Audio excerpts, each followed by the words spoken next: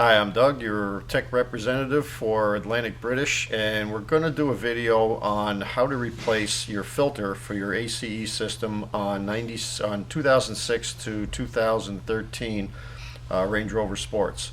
Now, we did an earlier video to describe how you can identify whether your Sport is equipped with that or not simply by the additional reservoir on the right hand side of the radiator.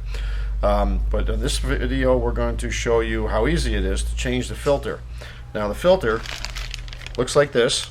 The kit comes with the filter and with the O-ring, and it is easily replaced simply from underneath the vehicle.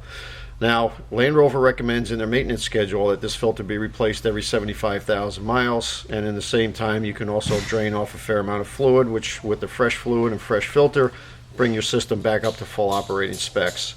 Now again, the filter does come with a new O-ring, which is good, and we're going to show you the simple and easy procedure to change this.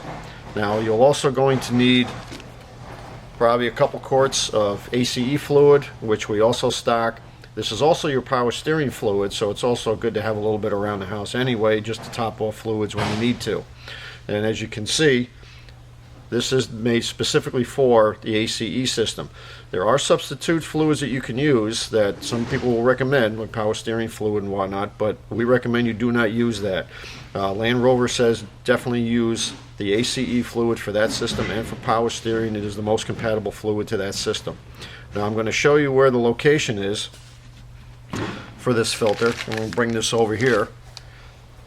With the vehicle raised in the air, and on the passenger side of the vehicle is your valve block for your ACE system. Now, the system is also described within the Sports as directional stability control, so if you hear that referred to, they're also talking about this same block.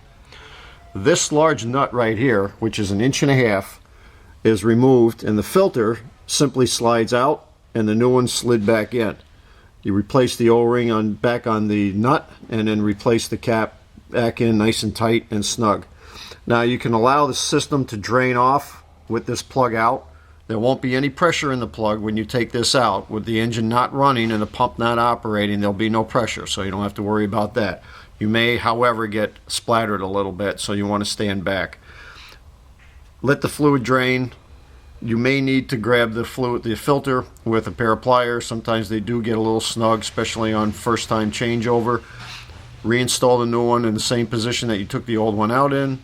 Reinstall your cap, drop the vehicle down, top off the tank, start the vehicle, let it run for a minute or so, shut it down, and then set your level in your reservoir. And again, the reservoir for the ACE is on the right hand side of the radiator and does use ACE fluid. And that's pretty much it. This is a fairly simple maintenance item. Again, recommended every 75,000. A lot of people forget to do that. It is advisable, and it will help keep the ACE fluid operating, or the ACE system operating properly.